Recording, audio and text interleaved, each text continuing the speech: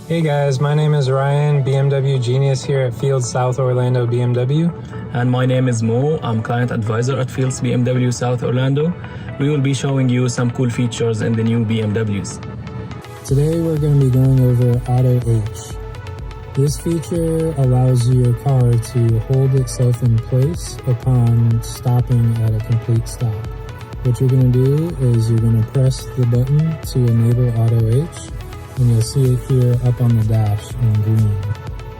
What that is indicating that Auto H is currently enabled, and what's going to happen is when you come to a complete stop, you'll see the green park logo underneath Auto H.